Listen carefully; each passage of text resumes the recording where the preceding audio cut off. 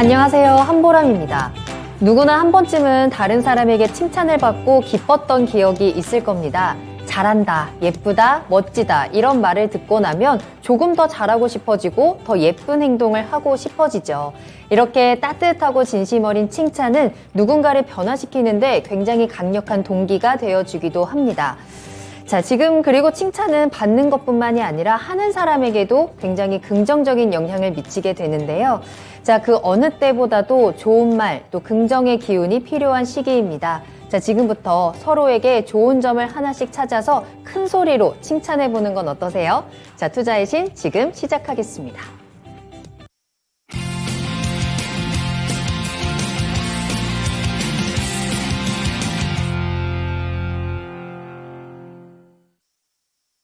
네, 여러분 안녕하세요. 투자의 신에 오신 여러분을 환영합니다. 매일 저녁 10시 토마토TV의 투자의 신과 함께 여러분을 투자의 신의 길로 인도해 드리는 시간입니다. 자, 비 오는 수요일입니다. 오늘 굉장히 화사한 투자의 신과 함께 할게요. 김정수 전문가님입니다. 안녕하십니까? 네, 안녕하세요. 반갑습니다. 자, 오늘 칭찬의 한마디로 시작을 해보면 어떨까 싶은데 오늘 좀 날이 계속해서 흐리고 비도 와서 좀 으슬으슬했거든요. 근데 오늘 딱 전문가님을 뵈니까 이 핑크색이 굉장히 따뜻하게 잘 어울리시고요. 전문가님 워낙에 이렇게 편하게 또 진행을 잘 해주시니까 조금 이제 마음이 따뜻해지는 것 같아요.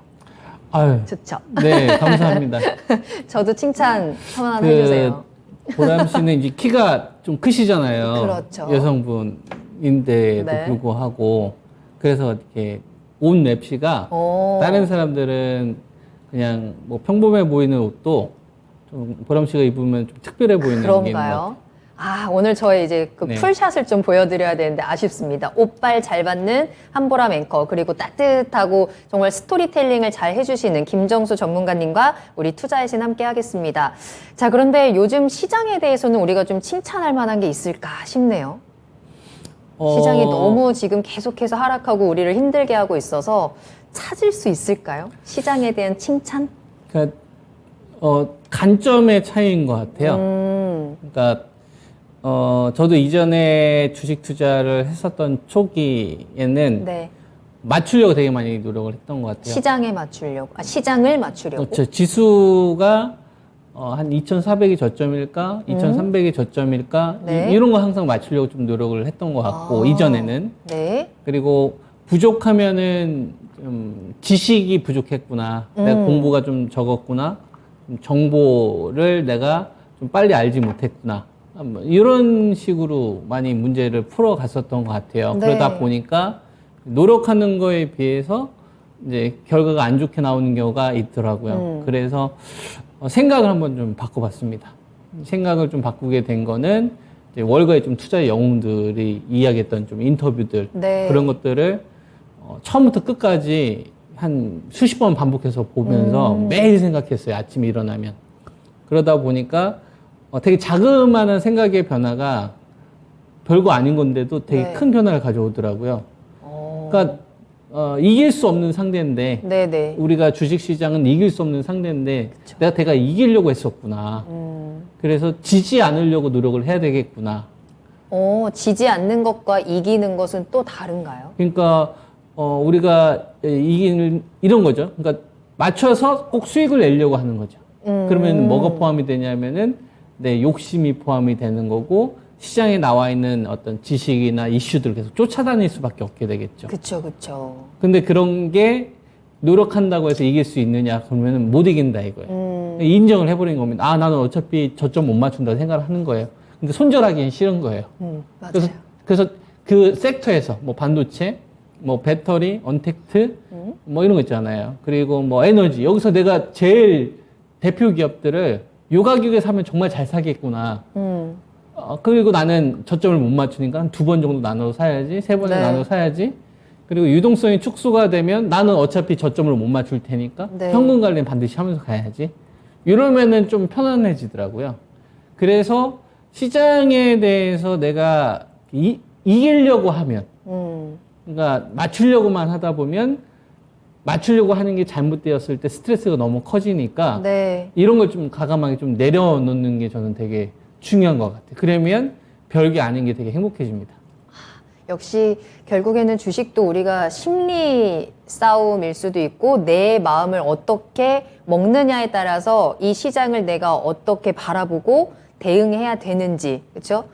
이 시장을 좀 보내볼 수 있는, 버틸 수 있는 힘들을 좀 얻어갈 수 있을 것 같습니다. 여러분께서도 지금 시장에 대해서 참 많은 힘든 시간들 보내고 계실 텐데, 자, 그럼에도 불구하고 나 오늘 잘했다. 셀프 칭찬을 해주시는 것도 굉장히 좋을 것 같아요. 오늘 수고했어. 잘 버텼어. 내일은 조금 더 나아질 거야. 셀프 토닥토닥 하시면서 지금 투자의 신과 함께 하시면 되겠습니다. 지금 계속해서 시장을 끌어내리고 또 공포심을 보여주고 있는 이 FOMC 결과 발표가 몇 시간 남지 않았는데요. 결과 발표 이후에 이제 내일장은 어떤 모습일까요? 그 시간을 우리는 준비하는 그 방법들을 지금 함께 하시면 되겠습니다. 여러분들 질문 올려주세요. 종목에 대한 궁금증 그리고 시장에 대한 궁금증 그 어떤 것이든 좋습니다. 유튜브를 통해서 여러분들과 실시간으로 소통하면서 궁금증 해결해드리는 시간 만들어 볼게요. 토마토TV 검색하고 들어오시면 되겠습니다. 채팅창 계속 열어둘 거고요. 전화로도 이야기 나눕니다. 서울전화 02-325-8200번으로 문의 전화 주시면 되겠습니다. 자, 그럼 오늘 함께 하시는 분들 인사를 하면서 셀프 토닥토닥 잘 오셨습니다. 인사하고 시작을 할게요. 오늘 벙벙님 잘 오셨습니다. 셀프 토닥이 대장은 뚜비다 라고 해주셨는데 우리 토비와 오늘도 함께 하시면 되겠고요. 김미숙님 잘 오셨습니다. 그리고 롬버스님도 반갑습니다. 제인님께서도 종목 올려주셨는데 대응 방법 차근차근히 우리가 체크해 보도록 하겠고요. 샤이니즈백님 잘 오셨어요. 김경수님도 전문가님 반가워요 라면서 인사해 주셨습니다. 마그마님, 준호님, 살련님의 이름도 보이고 있네요. 자, 하늘이님도 잘 오셨습니다. 우리나라 주식시장은 한겨울을 지나고 있는 것 같습니다. 미국 선물시장은 오르고 있는데 내일 우리 시장도 불기둥이 되었으면 하고 간절합니다 라고 했는데 우리 모두의 마음일 겁니다. 그동안 많이 떨어졌던 만큼 내일은 좀 강한 강세가 나와줬으면 좋겠다라는 마음 저도 역시나 가지고 있는데요. 자, 지금 이 시간 여러분들의 계좌에 조금 더 빨간불이 가득하도록 궁금증 해결해 드릴 테니까요. 종목 올려주실 때는 종목명, 매수가, 비중 꼭 같이 올려주시면 되겠습니다. 자, 그럼 첫 번째 질문부터 출발해 보도록 할게요. 제이님이 올려주셨습니다. 잘 오셨고요. ST팜 살펴보도록 할게요. 매수하신 가격이 12만 원이고요. 비중을 40% 가지고 계시네요. 어떻게 대응해야 할까요? 라면서 올려주셨습니다. 손실이 좀 크게 가지고 계신 시청자 분이시네요. 최근에 뭐 시장도 안 좋다 보니까 조금 더 가파르게 떨어진 모습도 나타났고, 지금 조금 더 길게 뽑아보자면 지금 몇 개월 동안 좀 박스권에서의 움직임을 보여주고 있는데, 12만 원대에 사셨으니까 꽤 높은 지점에서 사셨거든요. 오늘 89,500원에 거래를 마쳤습니다. 비중도 40%로 비교적 좀 무겁게 가지고 있기 때문에 대응할 수 있는 방법들을 찾아드려야 될 것 같습니다. ST팜, 어떻게 전략을 짜야 할까요? 두 가지를 말씀을 드릴게요. 네. 첫 번째, 기업은 좋은 기업입니다. 우리가 이 기업이 좋냐 나쁘냐를 판단을 할 때, 네. 저 같은 경우는 이 기업이 생산성이 있느냐, 아니면 생산성이 없느냐를 보고서 좋은 기업이냐 아니냐를 보고 판단을 하거든요. 네. 우리가 도박하고 주식하고의 가장 큰 차이점은 뭐냐면, 도박은 말 그대로 확률 싸움이잖아요. 동전을 던져서 그쵸. 정말 앞면을 운에 맞출 맡기는. 거냐, 뒷면을 나올 거냐. 근데 주식이라는 거는 뒤에 기업이 있거든요. 그 기업이라는 거는 제품을 만듭니다. 이 제품을 가지고서 현금 흐름을 만들죠. 그래서 주주들한테 배당도 주고, 그리고 그 주식을 가지고 있는 주주들의 어떤 그 이해를 위해서라도, 어떤 그 보호를 위해서라도 자사주 소각이라든지 이런 걸 하죠. 물건을 팔아서 이익을 창출하는 기업들은. 네. 이런 건 생산성이 있죠. 그래서 돈을 버는 기업들 같은 경우에는 주가가 아무리 폭락을 하더라도 네. 시장이 좀 어지럽게 되면 하락은 할 수 있지만 회복이 될 때 제일 먼저 살아나거나 이런 기업들을 살아야지 여러분들이 생존할 수 있습니다. 이게 자본주의에서 되게 중요한 개념이거든요. 자본주의는 아무리 많은 폭락이 나오거나 공포가 있어도 수단과 방법을 써서라도 반드시 살아난다라는 믿음이 여러분들이 있으셔야 돼요. 요거와 관련돼서 제가 진짜 길게 한번 설명해 드리고 싶은데, 네. 시간이 좀 부족해서 제가 뭐 생방송 회원님들한테만 가끔가다 이런 얘기 해주거든요. 그럼 되게 좋아해서요. 네. 그러니까 요 논리를 알아야 돼요. 근데 요 논리가 없으면 그냥 휘둘리게 되는 거죠.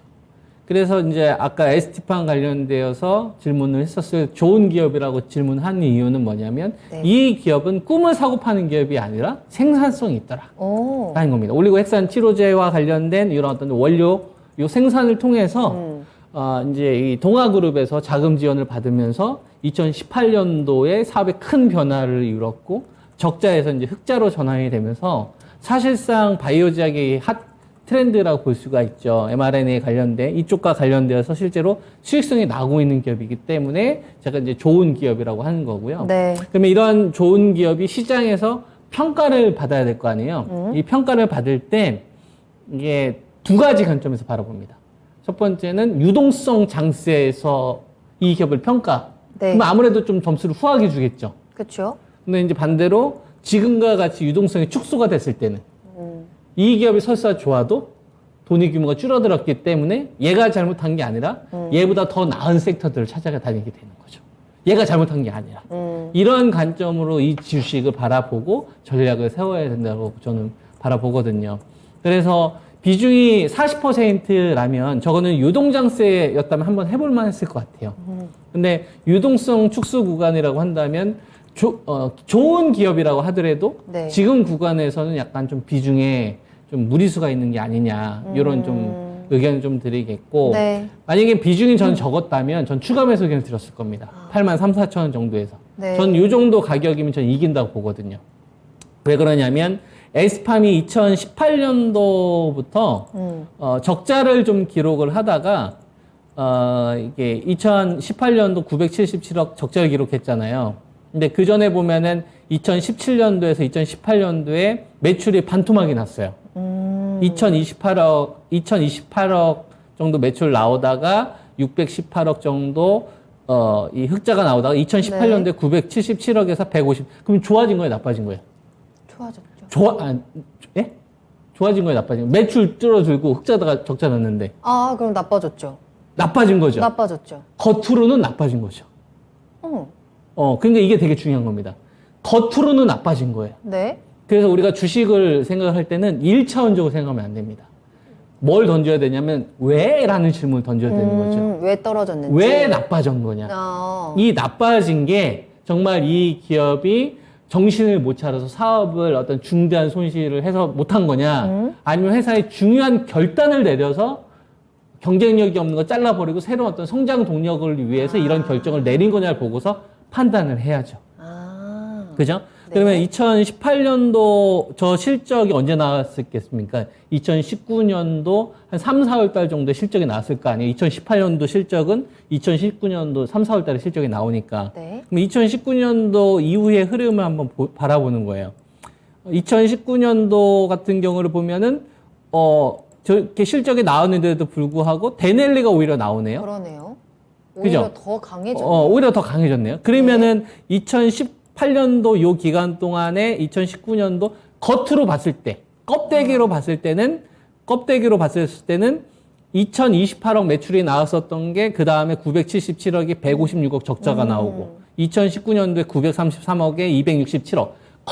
껍데기로 봤었을 때는 반토막이 나오고 영업 적자가 나왔지만 이거는 중요한 뭔가 결단을 내렸기 때문에 시장에서는 인정을 해준 거죠. 이게 왜 그러냐면 에스트팜이 쉽게 말해가지고 네. 이제 길리어드사의 신형 간염 치료제 쪽으로 원료를 공급하는 이런 걸로 사업을 진행을 하다가 이게 더 이상 경쟁력이 없다고 판단을 하는 거예요. 그래서 가감히 갈아탔습니다. 지금 이 핵산 치료제와 관련된 이 원료 생산하는 쪽으로. 그러니까 이제 시장에서는 그거를 긍정적으로 바라본 거죠. 아, 이건 중요한 결단을 내렸고, 그리고는 미래를 위한 투자. 그러니까 현실에 안주하지 않고 가감한 결단을 한 거구나. 그렇기 때문에 요 적자를 기록을 한 거에서들 우리가 이제 겉으로 봤었을 때는 나쁘다고 보지만 네. 긍정적으로 바라봐야 된다. 그러네요. 이런 관점. 그러니까 주식하시는 분들은 이런 생각이 필요해요. 왜라는 질문을 항상 던져야 됩니다. 왜? 왜 이런 결과가 나오고 있지? 그러면 이 왜라는 게 그 기업의 어떤 본질, 생산성과 관련된 거냐 아니냐를 보고서 판단을 좀 해야 되는 거고. 네. 그래서 요 밸류를 저는 계산을 좀 해놓으니까 한 8만 3, 4천 원 정도 되면은 저는 매수 관점으로 보고 있어요. 근데 걸리는 게 비중이 40%의 비중을 실을 만큼 지금 시장에서의 어떤 유동 장세가 아니니까 추가 매수 의견을 못 드리겠습니다.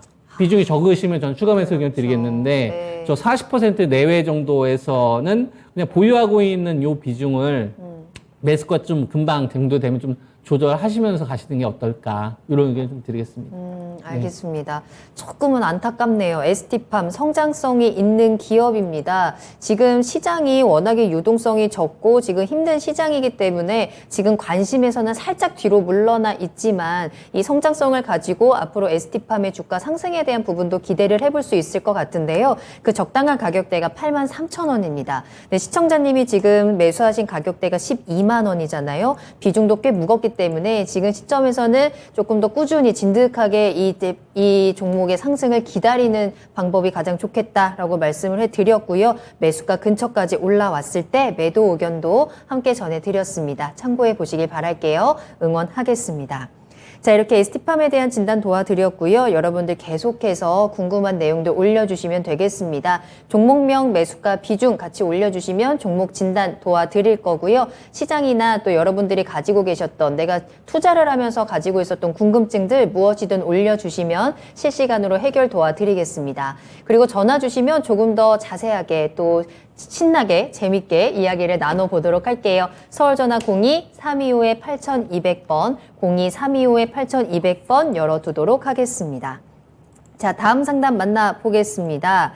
자, 이번에는 김미숙 님이 올려주셨어요. 하이브 좀 봐주세요 라면서 올려주셨는데요. 어디가 저점일까요? 자, 하이브 28만 원에 매수를 하셨고 비중이 30%입니다. 하이브가 오늘 큰 충격을 받았습니다. BTS가 단체 활동을 중단한다라는 소식이 들려오면서 하이브 오늘 25% 가까이 정말 급락을 했는데요. 14만 5천 원에 거래를 마칩니다.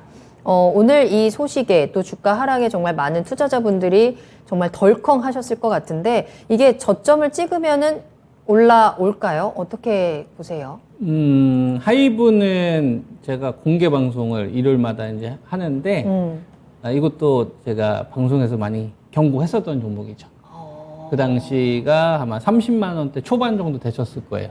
그 당시 제가 이야기했었던 게 16만 원 분개, 14만 원 분개 이 정도까지는 진짜요? 열어놔야 된다라는 이야기를 좀 하면서 거래 좀 제한 종목으로 이야기를 했었던 종목인데 네. 오늘 하락했던 게 방탄소년단 관련된 요 잠정 중단 네. 때문에 나온 거잖아요. 그게 진짜일까요? 그러니까 우리가 이런 생각을 한번 해봐야 되는 거죠. 방탄소년단의 어떤 잠정 중단과 관련된 내용들을 일반인들은 지금 알겠죠. 근데 만약에 이 주식에 대한 공매도를 취했던 사람들은 미리 알지 않았을까요? 어느 정도? 그죠? 그리고 여기에 이제 차트를 좀 보여주시면 네. 이 주식이 이 공모 가격이 13만 5천 원이잖아요. 13만 5천 원에 공모 가격이 산정이 됐어요. 그때는 뭐가 없었냐면 이타카 홀딩스가 없었어요. 네. 그리고 그 당시에는 방탄소년단이 그 빌보드 차트를 막 석권했던 그 시기는 아닙니다. 가까워지는 시기는 했었지만 점령 정도까지는 아니었다는 얘기죠. 그죠? 그때 상장된 가격이 얼마라고요? 13만 5천 원이에요. 그죠? 13만 5천 원은 지켜주자라고 생각하고서 이제 출발이 된 거예요. 그래서 급등이 나왔다가 14만 원 선 정도에서 터닝 포인트 나오다가 네. 42만 원까지 되는 흐름들이 나왔는데 저는 이 주가가 올라간 걸 이전에 뭐가 보이냐면 여기 초록색이 보입니다. 이 초록색이 뭐냐면 빌린 돈이에요, 남의 돈. 보게 되면은 주가는 이렇게 폭락을 하고 있지만 네. 반대로 뭐가 보이세요? 이 신고가 가고 있는 게 보이지 않으세요? 빌린 돈. 그러니까 남의 돈으로 투자하고 있는 비중이 지금 계속 늘어나고 있잖아요. 네. 그러면 우리가 그런 생각을 한번 해볼 수가 있죠.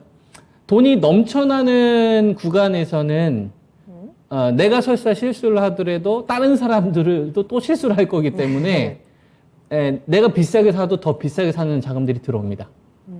근데 돈이 쪼그라드는 구간에서는 네. 호재가 나온다거나 잠깐 기술이 반등이 나온다고 해서 절대로 따라가면 안 돼요. 내가 그냥 철저하게 이길 수 있는 자리가 아니라면 네. 기다리는 전략이 되게 중요합니다. 근데 유혹이 많거든요. 근데 타협하면 안 돼요. 안 하면 죽는 겁니다. 이게 자본주의 룰이에요. 그래서 이 하이브라는 조직은 방탄소년단의 이 잠정 활동 중단이라는 네. 요거 때문에 빠졌지만 네. 저는 이제 거기에 의문을 던지는 거죠. 정말 그게 본질일까? 중간에 그것 아닐 수도 때문에 있는 거잖아. 떨어지는군요. 그리고 또 아니 변화될 수도 있는 거잖아요. 이럴 수도 있고 저럴 수도 있는 걸 가지고서 소중한 내 돈을 가지고서 판단할 수 있을까? 저는 그건 X라고 보거든요. 아, 이거는 휘둘린다. 그래서 저는 그게 보이지 않고 네. 그러니까 방탄소년단이 잠정 중단이 될까 안 될까 이게 저는 본질로 보이지 않고 네. 네. 빌린 돈, 저 빌린 돈이 줄어들어야 된다라고 저는 보는 겁니다. 그래야 악성 매물들이 사라지게 되겠죠. 주가도 좀 안정적이 그렇죠. 될수 있겠죠. 그러면 네. 빌린 돈이 떨어진다는 얘기는 이게 줄어든다는 얘기는 뭐예요? 청산당한다는 얘기잖아요. 네, 그렇죠. 그죠? 청산당한다는 얘기잖아요. 투자의 주체의 어떤 주체가 바뀐다는 얘기. 개인들이 가지고 있는 이 물량에서 넘어간다는 얘기잖아요. 그러면 이 신용거래 시스템이 우리나라에 어떻게 만들어지는지를 봐야 됩니다. 금융 시스템이. 네. 개인 투자가들을 궁지에 모는 시스템을 우리나라는 어떻게 구축을 해놨나. 이게 1980년도에 메릴 린치가 이 제도를 만들어놨어요, 우리나라에. 그리고 IMF 때 우리나라가 IMF 터지면서 외국 자본이 우리나라 개방하는 조건으로 선물 옵션 제도를 만들었고 선물 옵션에서 거래되는 거는 세금 한 푼 안 냅니다. 그래서 우리나라 아무리 대권 이슈가 나와도 네. 금융은 쉽게 못 건드려요. 왜냐하면 유대인 자본이 들어와 있기 때문에 이거 쉽게 못 건드면 부동산은 건들 수 있겠지만 세금 한 푼 안 내요. 그래서 외국인들이 우리나라 가지고 있는 주요 현물 관련된 거 보면은 50% 다 넘어가잖아요. IMF 때 다 들어왔고 배당금이 다 뽑았어요. 그래서 외국인들이나 이런 사람들이 한 홍콩이나 싱가포르 이쪽 이용하는 사람들이 일부러 3천억 손해보고 팔아요. 왜냐하면은 선물 쪽에서 5천억 벌면 되거든. 그런 식으로 이렇게 제도가 형성되어 있어요. 그래서 이 선물 옵션 제도가 이렇게 활용이 되어 있는 거고 프로그램과 연결이 되어 있는 거고 네. 금융이라는 상품을 어떤 식으로 얘네들이 만들어놨냐면은 신용거래 제도 3, 6, 1년 이런 식으로. 그래서 보통 돈을 주식 담보로 만약에 대출을 받게 되면 신용도에 따라서 약간 좀 다르고 증권사마다 다르지만 보통 5에서 7%를 빌립니다. 그러면 1억을 빌린 사람은 500만 원에서 700만 원에 대한 이자를 내요. 견딜만 하죠. 근데 1년이 되면 어떻게 될까요? 10에서 12%로 올라가요. 그러면 이자로만 1,000만 원에서 1,200만 원을 내야 되는 거예요. 근데 주가는 어떻게 돼요? 반토막 나 있는 상태죠. 그럼 버틸 수 있을까요? 못 버틸까요? 너무하네. 못 버티죠. 쉽게 못 버텨요. 네. 쉽게 못 버텨요. 버틸 수 있는 사람들은 병원 원장님 같은 사람, 뭐 현금이 몇 천만 원 들어오고, 에이, 좀 물렸네, 이런 식으로. 이게 아니라 대부분 10명에서 7, 8명은 못 버팁니다. 그래서 물량을 줄이죠. 그게 뭐로 나오냐면 신용 감소로 나옵니다. 신용 감소로 나와요. 그래서 지금 요새는 뭐 코인 시장 같은 경우도 박살이 났기 때문에 코인 뭐 대출도 뭐 뱅크런 나오고 있고 부동산 관련돼서도 지금 금리 올라가고 있기 때문에 네. 주식 팔기 싫지만 주식 그 부동산 그 경매로 넘어가면 안 되기 때문에 아마 주식 일부러 파는 사람들 많이 늘어나고 있을 겁니다. 욕심 부렸던 사람, 꼭지에 샀던 사람들이. 네. 그런 현상들이 여기서 이제 줄어들기 시작을 해야 돼요. 그래서 하이브는 가격이 중요한 게 아니라 저 신용청산이 마무리가 돼야 됩니다. 그러면 출발로 한번 보죠. 작년도 2021년도 1월 달을 기준으로 해서 올해 1월 달이면 요 기간 동안에 여기서 빌린 사람들은 여기서부터 이자가 두 자릿수로 늘어나는 거예요. 그죠? 그리고 나서 다시 이제 조금 이게 한 번씩 이렇게 증가했었던 이 자리 한번 보세요. 만나는 자리가 어디 있는지. 이 만나는 자리 보면은 35만 원대 한 번 있고, 그 다음에 이 자리가 얼마 정도 있냐면 30만 원대 한 번 있고, 이 자리가 한 번 얼마 정도 있냐면 대충 한 32만 원대 정도 있잖아요. 32만 원대에서 지금 14만 5천 원이게 되면은 네. 아마 이제 증권사에서 전화를 많이 받았을 겁니다. 그죠? 그러면 우리나라는 3일 결제예요. 내가 지금 주식을 팔게 되면 돈을 바로 받는 게 아니라 내일 모레 받죠. 그러면 오늘 만약에 이렇게 급락이 나왔으면 내일이나 내일 모레까지 증권사에서 여유를 줍니다. 그때까지 돈 납입하세요. 대신 이자는 올라갔습니다. 이런 식으로. 대신 못 내면 어떻게 해요? 반대 매매 나가겠죠. 그럼 거래량이 터지는 거예요. 그래서 하이브는 지금 뭐가 중요한 거냐면 오늘 그 수요일이잖아요. 네. 금요일날 종가가 되게 중요합니다. 금요일날 종가까지 오늘 발생되었었던 이 출발했었던 자리 있죠. 16만 8천 원을 회복을 못한다는 얘기는 앞으로 반대 매매 물량이 조금 더 나올 수 있으니까 조금 더 시간이 좀 필요할 겁니다. 그래서 이런 거를 고려를 하셔야 돼요. 그래서 뭐 중간에 물 타서 빠져나오겠다 이런 전략을 세우기보다 현재 가지고 있는 이 30%의 비중을 가지고 만약에 뭐 방탄소년단 관련되어서 뭐 잠정 중단이 아니다 이런 식으로 또 보도가 나온다거나 어떤 호재성 뉴스가 나올 수 있을 거 아닙니까? 그러면 그때 좀 손실을 최소화하는 시점에서 저는 비중을 좀 덜어내시기를 의견 드리겠습니다. 알겠습니다. 오늘 이 하이브의 이슈 때문이었을까요? 엔터주 전체적으로도 분위기가 좋지는 않았습니다. 롬버스님께서도 오늘 엔터주 왜 그런가요? 라는 질문도 올려주셨는데 지금 이 하이브는 오늘 이 이슈가 조금 촉매제가 될 수는 있었겠지만 근본적인 원인은 아니다. 근본적인 원인은 신용 물량이 많다라는 점 이게 좀 아킬레스건으로 작용을 하지 않았나라는 생각이 들고요. 이 신용 물량이 좀 해소가 되어야 주가가 안정을 찾을 수 있겠습니다. 그래도 이 하이브에 또 어떤 긍정적인 소식이 나온다면 다시 한번 강한 반등은 기대해 볼 수 있기 때문에 좀 그 희망을 가지고 반등 시 매도 의견 함께 전해드렸으니까요. 참고해 보시길 바랄게요.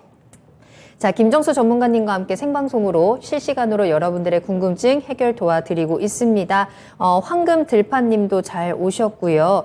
수익 내서 집 바꾸자님 잘 오셨습니다. 앞서서 유튜브 채팅창에 저는 요새 보람 누나보다 토비가 더 좋아요 라는 댓글을 올려주신 걸 제가 봤습니다. 다 지켜보고 있습니다. 삐질 뻔했어요. 자, 그리고 김88님도 오셨네요. 반갑습니다. 웰빙 돼지님의 이름도 보이고 있어요.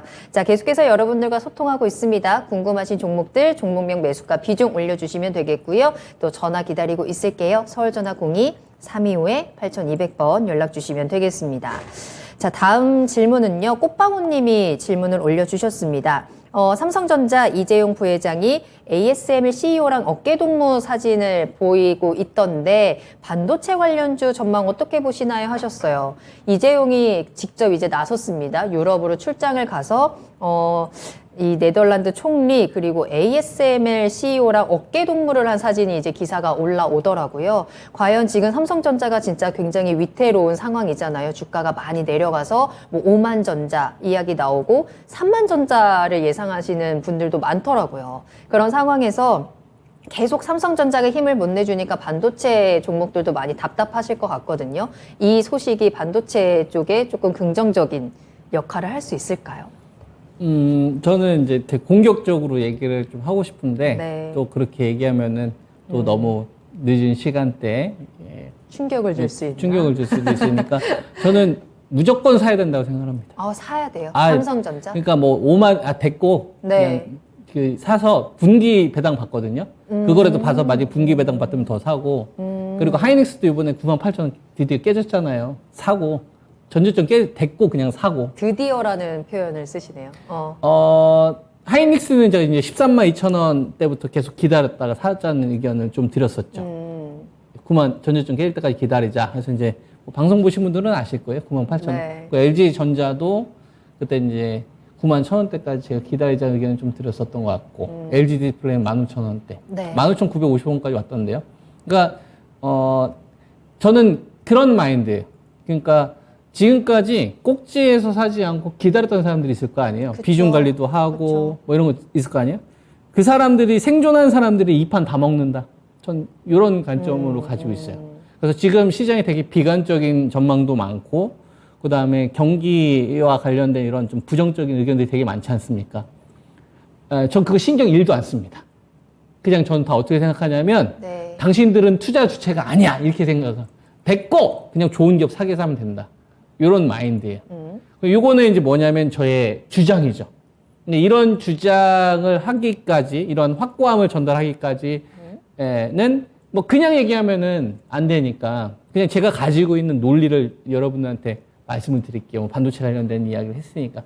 왜 갔냐면 암 인수 관련되어서 간 걸 거고, 그 다음에 이제 EUV 장비 이거 빨리 이제 가져와야지 파운드리 쪽 관련돼서 장비 투입해가 더 가져올 수 있으니까. 네. 그런 거 하려고 하는 거예요. 삼성전자가 스마트폰 생산량 좀 줄였잖아요. 그래서 IM 사업으로 1년에 한 10조에서 12조 정도 버는데 요게 좀 둔화가 될 것 같은 거예요. 그럼 다른 쪽을 메꿔야 되잖아요. 그렇죠. 근데 디스플레이 쪽은 속도를 내기가 어려워요. LCD 철수하면서 QD, OLED 쪽 관련된 부분도 속도를 내기가 어렵단 말이에요. 그럼 이쪽 관련된 수익성도 좀 둔화가 될 거 아닙니까? 네. 그럼 어디를 메꿔야 되겠어요? 반도체를 메꿔야 되잖아요. 반도체 수익성을 키워야 되잖아요. 근데 디램하고 랜드는 이미 패권이잖아요. 그죠? 파운드리는 TSMC를 따라가는 입장인 거고. 그러니까 이쪽 부분을 키워야 되는 거지. 그러니까 이런 액션들이 나오는 거예요. 예, 이걸 먼저 이해를 해야 됩니다. 우리나라가 IMF가 1997년도에서 98년도로 넘어가면서 우리나라 시장은 2년 동안 65%의 조정을 받습니다. 그리고 2000년도에서 2001년도 요 시기에 제가 대학교 다녔었을 때 LG 카드 사태가 있었고요. 닷컴 열풍 불어면서 이게 닷컴 폭락이 있었던 시기가 있었어요. 네. 기술주의 폭락. 그때가 한 57% 빠집니다. 1년 동안. 1년 동안. 그리고 2008년도 무슨 일이 있었는지 아시죠? 전 세계 금융위기. 리먼 사태. 네. 리먼 사태. 요때가 한 57% 정도 빠져요. 그러니까 미국을 포함해서 전 세계가 폭락하거나 우리나라의 경제가 흔들리면 왜냐하면 2001년도만 하더라도 반도체 치킨 게임이 끝나지 않았기 때문에 우리나라 주력 산업은 반도체가 아니었어요. 그때는 삼성전자가 시총 1위가 아니었어요. 내수주가 1등이었다가 한국전력 1등이었다고. 그러니까 그 당시에는 반도체 치킨 게임이 진행이 안 돼서 소니나 이런 애들 훨씬 더 위에 있었다고. 삼성전자보다 시가총액이 6배가 더 컸었어요. 그 당시에 삼성전자가 시가총액이 20조였고 소니가 120조 정도 됐었다고. 그게 역전이 된 거예요. 그래서 IMF 이후 외국 자본이 들어와서 우리나라 주식시장은 2년 내 최대 폭락은 60% 정도를 총 3번 기록합니다. 근데 이 폭락은 전 세계 같이 폭락해야 돼요. 미국을 포함해서.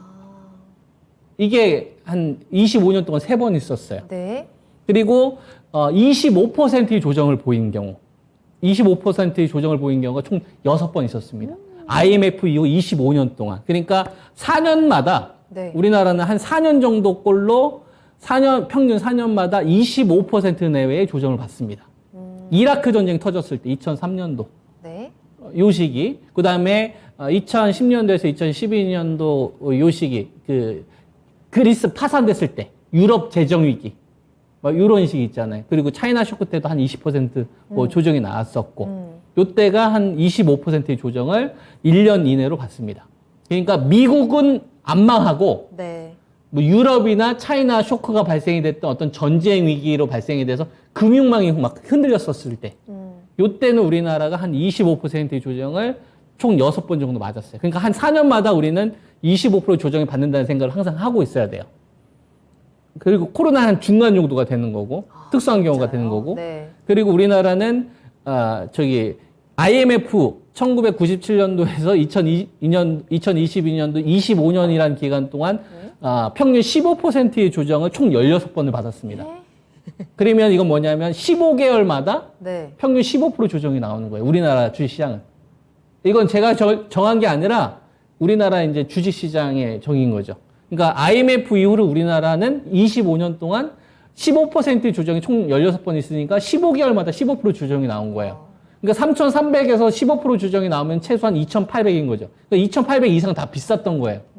그런 걸 항상 생각하고 있어야 돼요. 이게 우리가 언제 올지는 모르겠지만 뭐 주도주가 무너진다거나 유동성 확대해서 축소로 구간이 나왔었을 때 우리나라는 한 15개월마다 한 15% 조정은 나올 수가 있겠구나 하는 걸 항상 대비를 하고 있어야 되는 거고 그렇지만 우리나라는 살아난다는 생각을 항상 하고 있어야 돼요. 살아나는 이유는 간단합니다. 제조업을 기반으로 한 나라라서 그래요. 서비스업이나 관광업을 하게 되면 경제가 타격받게 되면 망합니다. 놀러오지 않으면 망하는 거니까. 근데 제조업이라는 거는 우리 생활주의에서 물건을 다 쓰거든. 생산성이 이루어지는 거거든. 우리는 중국 아니면 미국 아닙니까? 주요 수출국이. 그죠? 세계 강대국이잖아요. 그러니까 이 강대국들이 돌아가면 우리나라는 거기서 필요한 최소의 역할을 한다 이거죠.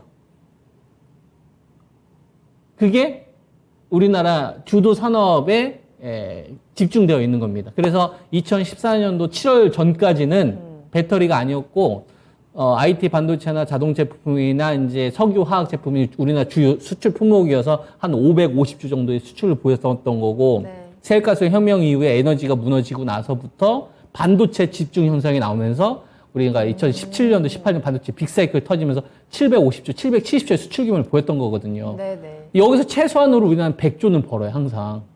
그러니까 100조 밑으로 떨어지면 살아난다는 생각을 항상 하고 있어야 되는 거예요. 이러한 관점으로 우리가 바라봐야 되는 거죠. 대신 반도체가 무너지면 어떻게 되겠어요? 심각하죠.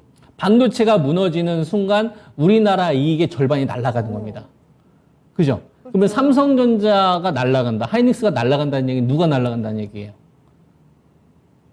삼성전자 반도체가 날아간다, 하이닉스가 날아간다는 얘기는 뭐가 날아간다는 얘기입니까?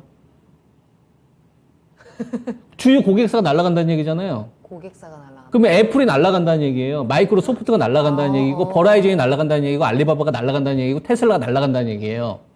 애플이 적자난다는 얘기고, 마이크로소프트가 적자난다는 얘기고, 테슬라가 부도난다는 얘기고, 그래야만 이 산업이 망가질 수 있다는 얘기지. 지금은 반도체를 기본으로 한 구조기 때문에.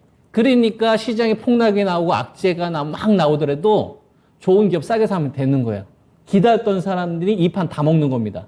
대신 중간에 욕심을 개입을 해서 꼭지에 따라가고 그랬던 사람들의 입장에서는 좋은 기회를 만들 수 있는 노력을 계속 하셔야 되겠죠.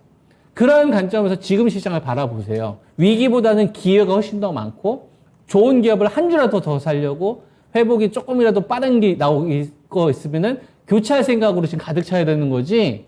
뭐 그냥 우울하거나 이런 거 도움 하나도 안 돼요.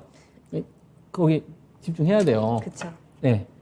얘기하다 보니까 좀 딴 데로 샜는데. 아니요, 또 굉장히 재밌게 들었습니다. 아, 예. 그 꼬리에 꼬리를 무는 우리 김정수 전문가님의 이야기, 우리 채팅창에서 김정수 아치의 옛날 옛적에 너무 재밌어요라는 댓글도 올라오거든요.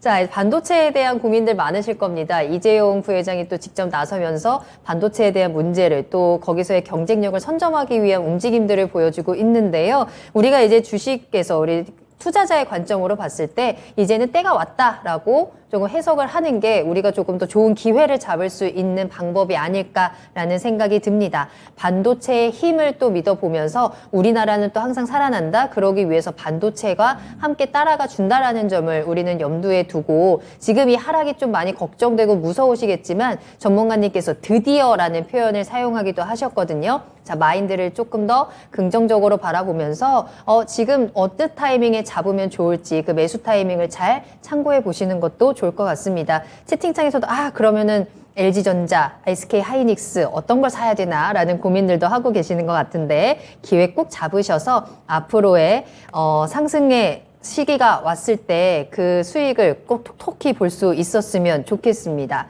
자, 계속해서 여러분들과 함께하고 있고요. 이렇게 시장에 대해서 어떤 이슈가, 뉴스가 나왔을 때 그에 대한 해석이 궁금합니다. 그에 대한 영향이 어느 정도일까요? 또 종목에 대해서는 저희 매수 문의도 받고 있습니다. 사고 싶은 종목이 있으시다면 매수하기 전에 적당한 타이밍과 또 그 종목의 전망들 체크해 보시고 접근해 보세요. 유튜브에 토마토TV 계속해서 검색하시면 되겠고요. 궁금하신 내용들 올려주시길 바라겠습니다. 지금 미국 증시도 개장을 한 상황이죠. 다행히도 오늘은 좀 강하게 상승을 하면서 출발을 합니다. 3대 지수 모두 1%를 넘는 상승으로 출발하는 모습들 보여주고 있는데 일단 이렇게 긍정적인 분위기 굉장히 오랜만이라서 반갑습니다. 이 분위기가 끝까지 그리고 내일장까지 좀 우리 시장에도 이어졌으면 좋겠다라는 생각이 드네요. 자, 그렇다면 다음 상담은요. 저희 전화로 이야기 나눠보도록 하겠습니다. 시청자님 안녕하세요. 네, 안녕하세요. 네, 반갑습니다. 오늘 하루도 잘 보내셨습니까? 네, 힘드네요. 그쵸.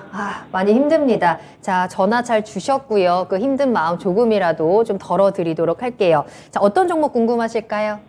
네, 태용이고요. 네. 15,000원에 10% 정도 보유 중인데, 네. 태용은 어떻게 해야 되는지 답답해서. 알겠습니다. 15,000원에 매수하셨으면 좀 가지고 계신 지 꽤 오래되셨을 것 같은데요? 네, 오래됐고, 거래 정지도 1년 됐고요. 그러니까요. 거래되게 이번 달에 해갖고, 계속 낙폭이 더 커지네요. 그러네요. 거래 재개되고 매수가 근처까지는 갔었는데, 그때 또 잠깐 타이밍을 놓쳤더니 계속해서 떨어집니다. 8,900원에 오늘 거래를 마쳤고, 이 종목 다시 한번 어떻게 좀 극복을 할 수 있을까? 그 방법들 찾아보겠습니다. 전문가님과 이야기 나눠보세요. 네, 고맙습니다. 네, 안녕하세요. 네, 안녕하세요. 태웅이라는 기업을 투자하셨을 때 무슨 이유 때문에 투자하셨어요? 그 당시에 신재생 에너지 풍력이나 태양광이 이슈가 많이 있어갖고요. 신재생 에너지로 해서 투자가 들어간 거예요. 기업도 괜찮고, 청산 가치도 28,000원 정도 나온다고 리포트도 나온 거 있어서, 재무제표도 크게 이상 없고 해서 확인하고 들어갔는데, 갑자기 매수하고 며칠 안 돼서 거래 정지가 됐더라고요. 그러셨구나.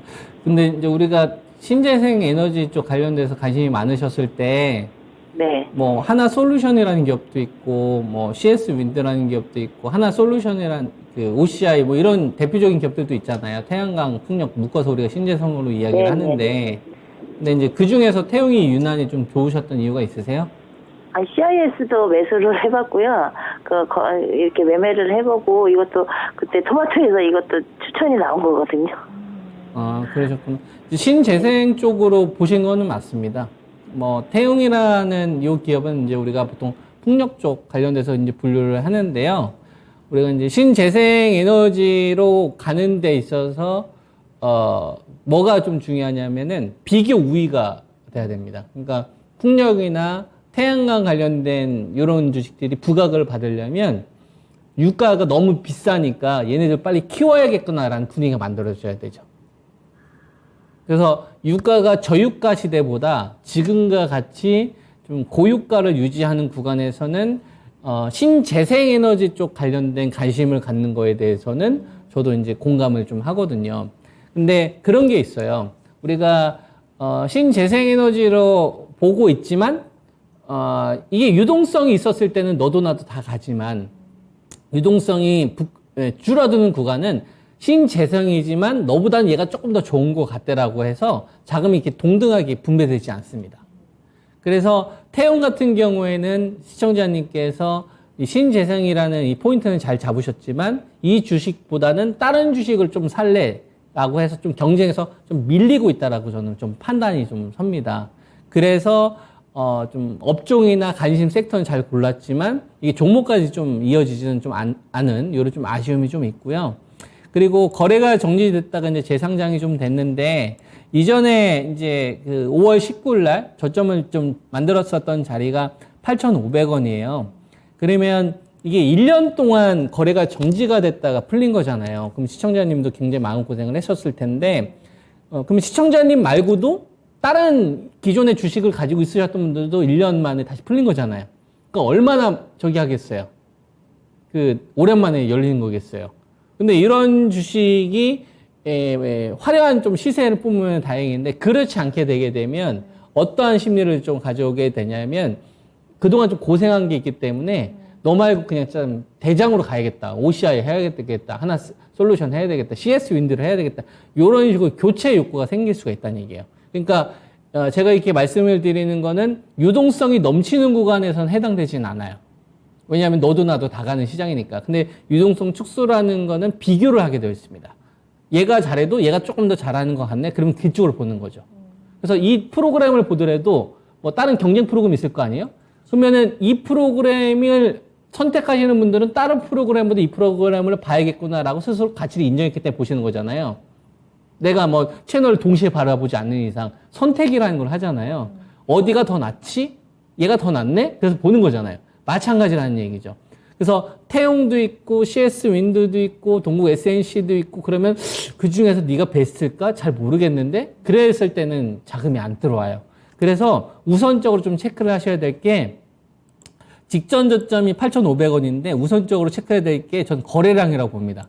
그러니까 지금과 같이 유가가 환경을 만들어졌는데 이 주식 보면 태용 같은 경우에는 이번에 안 움직였지만 거래량이 붙은 애들 보면은 OCI 같은 애들 거래량이 붙었어요. 그죠? 그 다음에 하나 솔루션 같은 경우도 보면은 이런 애들도 거래량이 붙었죠.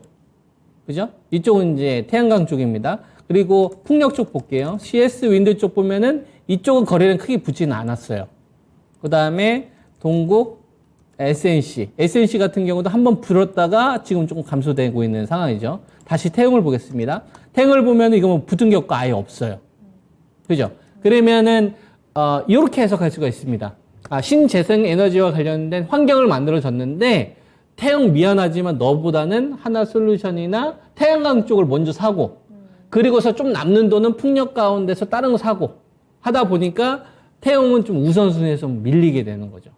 그래서 이 15,000원의 비중을 가지고서 10% 가지고 계신데 이 한 종목에 좀 몸매이시는 것보다 평균 단가를 낮춰서 빠져나오는 전략보다 내가 1등을 좀 해야 되겠구나 라고 좀 생각을 하시고 만약에 8,500원이 무너지게 되면 비중을 저는 오히려 좀 축소해야 된다라는 의견이고 만약에 반등이 나와서 10,000원에서 이제 1,500원대까지 반등이 나왔는데 여기서 만약 거래량까지 동반되지 않는다. 그러면 이거를 우리가 어떻게 해석해야 되냐면 미안하지만 너 말고 다른 쪽을 먼저 할게 라는 자금들이 계속 반영하고 있다는 얘기예요.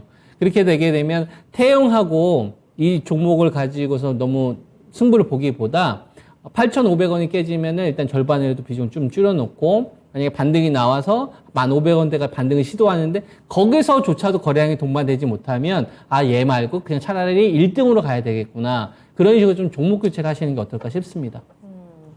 자, 시청자님, 지금은 가는 종목만 가는 시장 환경이 보이기도 하죠. 거래량을 통해서도 선명하게 좀 확인이 되고 있습니다. 정말 잘 섹터도 고르고 잘 선택을 하셨는데 종목에 대한 부분이 살짝 아쉽습니다. 지금 좀 많이 오랫동안 고생하셔서 아쉬우실 텐데 일단 이 종목 8,500원 이 깨진다면 비중을 좀 많이 줄이셔야 될 것 같고요. 10,000원을 뚫어내는지 그때서는 좀 관심이 들어오는지 한번 꼭 거래량 체크하시고 대응하셨으면 좋겠습니다. 좀 속상하실 것 같은데 도움이 좀 되셨을까요?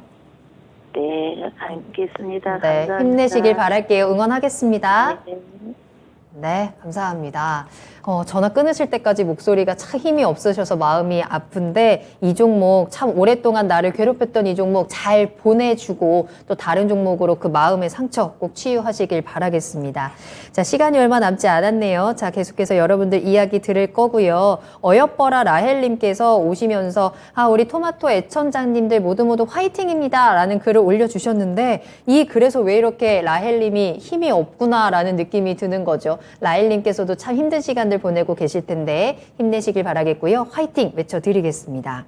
자, 다음 질문 만날게요. 이번에는 레드님께서 올려주셨습니다. 빨간불이 너무나도 간절한 그런 닉네임인데 티웨이 항공 살펴보도록 할게요. 매수하신 가격 2,800원, 비중은 15%입니다. 신저가에 손절할 엄두가 안 나서 손절 못하고 있는데 반등이라도 하면 손절하려고 합니다. 상담 부탁드려야 하셨어요. 이 종목 어떡할까요? 지금은 뭐 TA 항공만 이런 게 아니죠. 그렇긴 하죠. 지금 상당수의 신저가가 나오고 있는 구간이니까 첫 번째 반등은 TA 항공의 개별 반등보다 지수에 대한 반등이 나올 때 한번 나올 수 있다라고 좀 보거든요. 네. 그래서 지금 시점에서 좀 매도하시는 거는 저는 반대 의견이고 기술적인 반등은 좀 노려야 된다고 봅니다. 그러니까 매도 타이밍은 좀 늦었다. 그러면은 이제 기술적인 대응을 해야 되는데 네. 기술적인 좀 대응을 하려면 1차적으로 저항 자리를 찾아야 되는데 네. 이전에 이제 직전 매물대가 흡수했던 자리가 한 2,700원대에서 한 750원 사이 정도가 돼요. 이 정도에서 좀 매도를 고민 한번 해보시죠. 2,700원. 네. 알겠습니다. 2,700원 정도 반등 시 매도 의견 드렸고요. 다음 상담 짧게 하나만 더 보도록 할게요. 김88님께서 올려주신 종목인데요. 한국카본 한번 살펴보겠습니다. 매수하신 가격이 12,900원입니다. 비중은 20% 보유하고 계시고요. 오늘의 종가가 딱 12,900원이에요. 원인데 오늘 매수를 하신 걸까요? 이 종목도 역시나 워낙에 최근에는 시장이 안 좋다 보니까 좀 하락하는 모습을 보였습니다. 오늘도 4%대 하락을 한 모습이었고요. 그래도 최고가 우리 최근에 고점이었죠. 14,700원까지는 올라갔었는데 그 이후에 하락합니다. 그래도 좀 길게 보니까 계속해서 우상향하는 모습들 아직 추세가 그렇게 꺾였다라고는 제 생각은 그렇거든요. 어떻게 보세요? 저도 같은 의견이에요. 한국 카본 같은 이런 업체는 LNG를 보면 되죠. LNG. 지금 유럽이 가장 고민하고 있는 건 뭐냐면 네. 러시아와 관련된 이 에너지 의존을 줄이고 싶은데 우리가 이제 원유 같은 경우는 어떻게든 뭐 줄일 수는 있어요, 아껴서. 근데 천연가스를 줄이지 못해요. 못 줄여요. 독일 같은 경우가 의존도가 75% 정도 되니까. 그래서 천연가스와 관련된 요 의존도는 줄이고 싶지만 현실적으로는 어렵죠. 그래서 이제 미국에서 열심히 보내줘서 네. 이거 좀 해결하려고 하는 거거든요. 그러면 운송 수단이 필요하잖아요. 그게 이제 LNG 선인 거죠. 근데 LNG 선이라는 거는 기본적으로 운송하기 이전에 뭐냐면 우리가 셰일가스에서 천연가스를 추출을 하더라도 이걸 액화시키기 위한 이 플랜트 이 설비가 되어 있어야 되거든요. 근데 그게 지금 미국이 풀로 돌아가고 있어서 아무리 열심히 생산을 해주더라도 이게 이미 돌아가고 있기 때문에 더 보내줄 수가 없는 거예요. 이미 다 풀로 돌아가고 있기 때문에. 그래서 원하는 것만큼의 지금 도달이 안 되기 때문에 이 러시아 문제가 쉽게 해결이 안 되는 거거든요. 만약에 이것만 풀렸으면 지금은 훨씬 더 수월하게 가겠죠. 그래서 이런 흐름과 비춰봤었을 때 LNG라는 거는 어떤 뭐 시간상의 문제인 거지 가는 방향은 확고하다. 그래서 저는 종목 되게 잘 고르셨다고 생각해요. 한국 카본에 대해서는 저는 되게 긍정적으로 생각을 하고 있고 네. 저는 보유 의견 좀 드리겠습니다. 알겠습니다. 굉장히 긍정적인 전망들, 종목 선택도 그리고 매수하신 가격도 괜찮다라고 보이네요. 보유 의견 참고하시면 되겠습니다.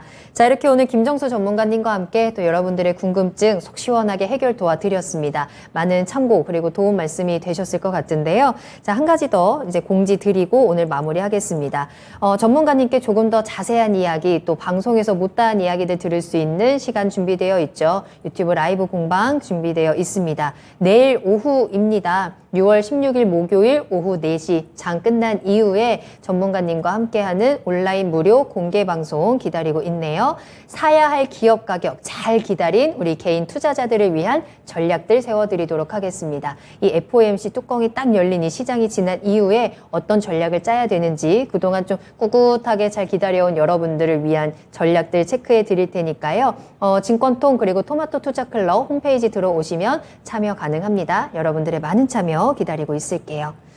자, 그럼 김정수 전문가님과는 여기서 먼저 인사드리겠습니다. 전문가님 오늘 감사합니다. 네, 감사합니다. 네, 오늘 저희가 방송에서 전해드린 내용은 투자 판단에 대한 참고 자료입니다. 투자는 투자자 본인의 책임과 판단에 따라서 이루어져야 한다는 점 다시 한번 유의해 주시기 바랍니다. 오늘도 모두 고생 많으셨고요. 저는 내일 이 시간에 다시 돌아오겠습니다. 시청해 주신 여러분 고맙습니다.